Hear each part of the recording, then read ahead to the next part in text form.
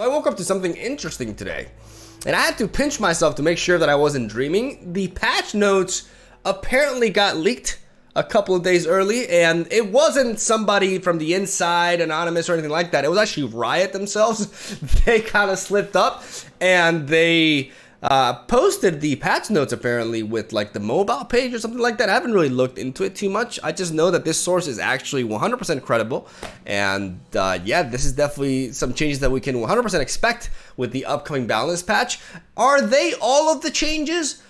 Maybe, maybe not. Maybe there's more to this, as there's nothing saying, there's no reason to believe that there aren't more changes happening, but for now, we know these are happening, and I decided to just make a video and talk about them. Like, how are we not going to talk about this, right? These changes are really, really big, and I am very excited, especially as we start scrolling down. I got a lot to say, man. So without further ado, like Philip DeFranco would say, let's jump right into it.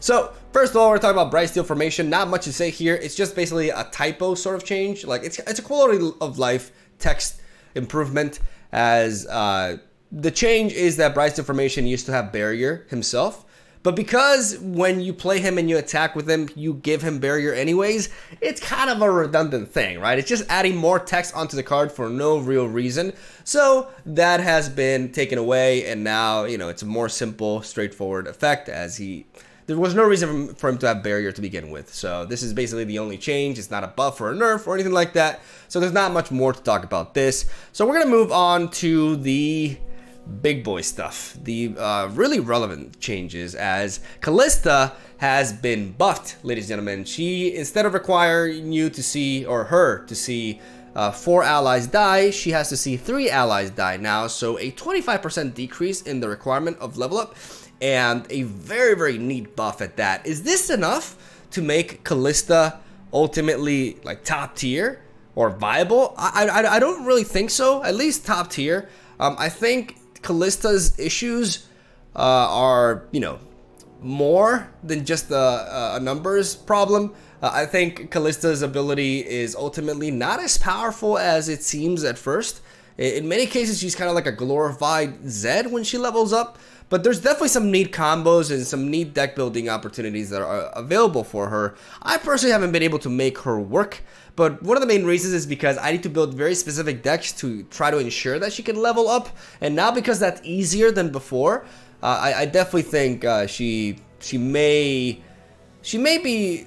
This may lead to more flexibility regarding deck building around her, and thus potentially you know, more freedom that can allow her to really shine from a competitive perspective. But I don't really think this change will make as big of a difference in the long run. Hopefully I'm wrong, because I really want Kalista to work, but I do think her ability is still quite limited, even though it does seem very powerful at first glance. I'm talking about the leveled up version of her, right? So we'll just have to wait and see. I'm definitely going to be trying her out again and again until I find a way to make her work, and I'm definitely very excited for this change. It's very big. Like the level up requirement, like, this is a massive deal. Going from 4 to 3 is no joke, right? She's definitely way better than before, but how competitive is she? We'll have to wait and see. And I'm very excited to try her out, honestly. But I'm more excited about this one right here. Oh my lord. Oh my lord. Katarina got one hell of a buff, ladies and gentlemen. She has a play effect now. When you play her, create a fleeting blade's edge in hand. Now, my biggest question is this ability also incorporated onto leveled up Katarina or not? Because right now I can't really see. So we don't know for certain, right? But I'm gonna go ahead and act as if it's only applied to regular Katarina, right? And even then, this is amazing. We're creating a fleeting blade's edge in hand. This is really important for specifically the Demacia matchup. Any sort of matchup in which they can put on barriers. As in my Katarina Battering Ram deck, one of the biggest problems with Fae Blade Twirler, which is our prime 2-drop in that deck because of the synergy with Katarina, is running into opposing barriers. And getting a fleeting blade's edge It may not seem like much, man, but it's so damn neat because we can pop off the barriers as they try to block into our quick attack units. We can also reduce a 4 health unit to 3 as they try to block into Zed. It's just 1 damage for 1 mana goes a long way with quick attack units, and my deck specifically around Katarina benefits from this significantly. This is like really, really neat. This makes Katarina really flexible. Like, she can actually go into a bunch of different decks right now, and she provides you like that's really good utility. Really, really good utility. And I think this is a big step for Katarina being a little bit more mainstream, which is a bit of a bittersweet feeling because I like the fact that not very many people play this champion. I like the fact that Katarina is as underrated as she is because I love playing with her, and I'm very successful with my battering ram deck. So, you know, seeing this is great, but at the same time, we'll see just how much of an impact it has. It's definitely a huge buff, though. Like, this is low-key really amazing. Blade's Edge is a super flexible card, and I've always stated that I wish that Katarina's signature spell was actually Blade's Edge and not Death Lotus. I think that would make the card significantly better. But ultimately, this is fantastic, and what I'm really intrigued about is whether leveled up Katarina does spawn the Blade's Edge as well or not.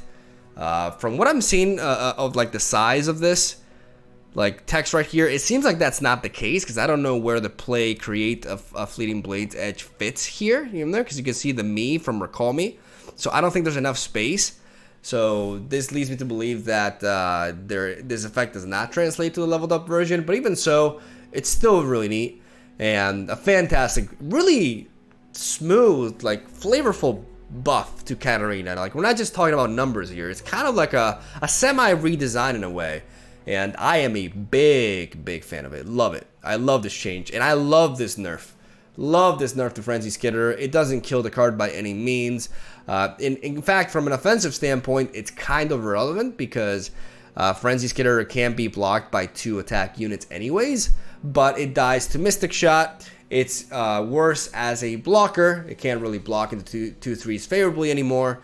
And those things really go a long way. So, you know, dies to Avalanche, though that's less of a relevant aspect because Avalanche doesn't see that much play. But this is a very neat nerf that doesn't, like, I like the fact, I like Riot's approach, how they don't go overboard with buffs or nerfs.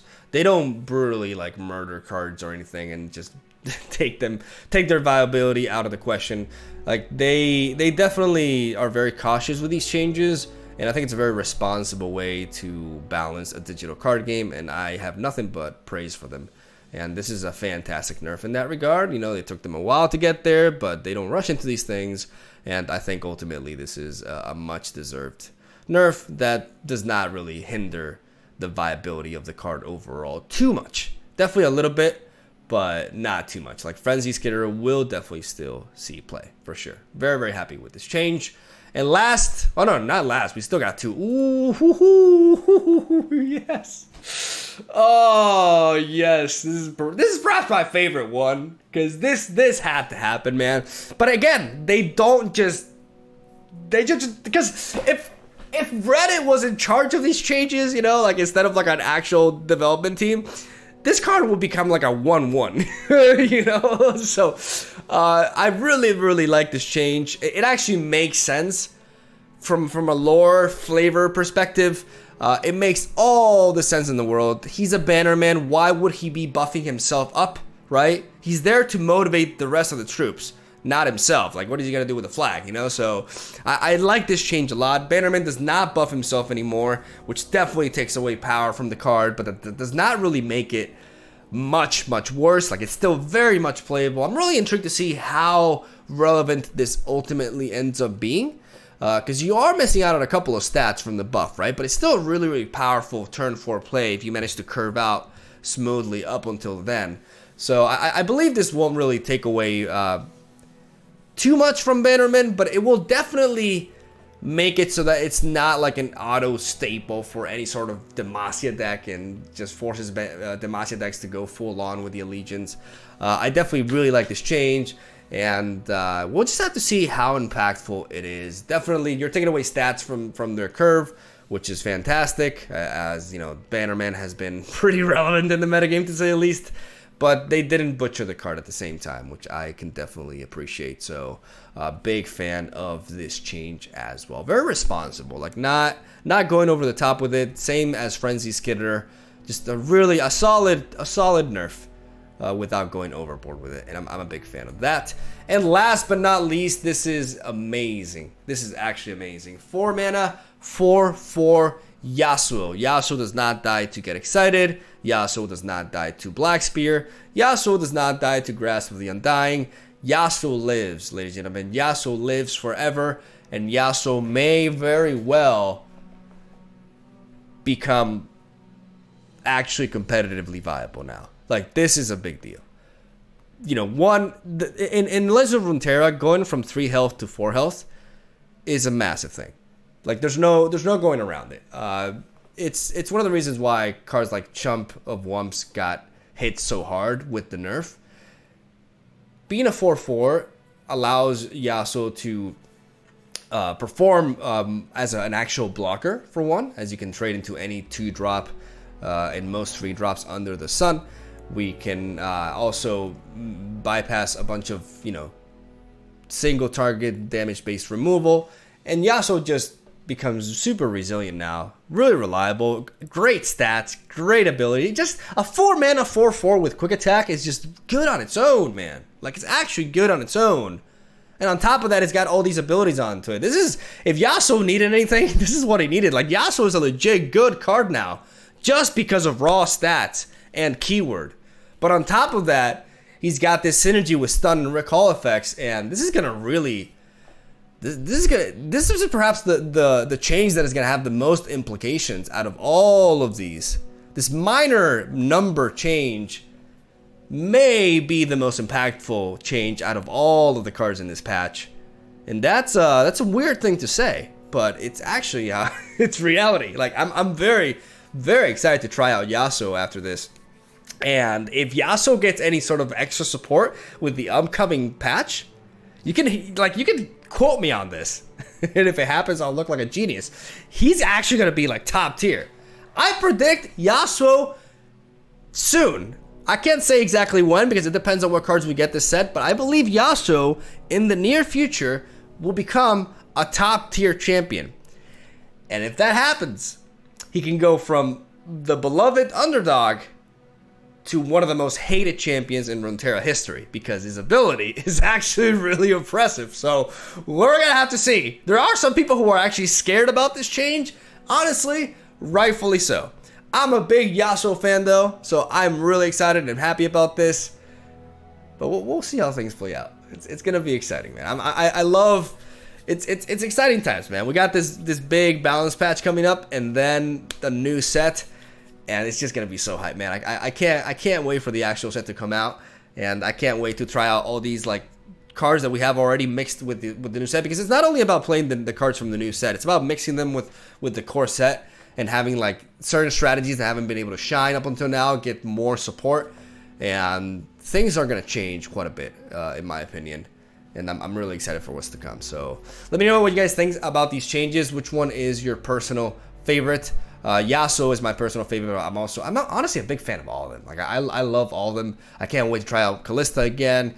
Katarina, what is there to say? And I love seeing Skitter and Bannerman being toned down a bit. But Yasuo, man, I think Yasuo is definitely going to be my first, for sure. So looking forward to it. Just a few days, and I believe this patch will go live this incoming week. I should, at least. And I can't wait. So hopefully you guys are excited. Have a solid day. Thank you for watching. Let me know what you think about the changes yourselves. Stay tuned for another video going up 3 hours from now. It will be a tournament video, as you're getting 2 uploads today. So hopefully you like that.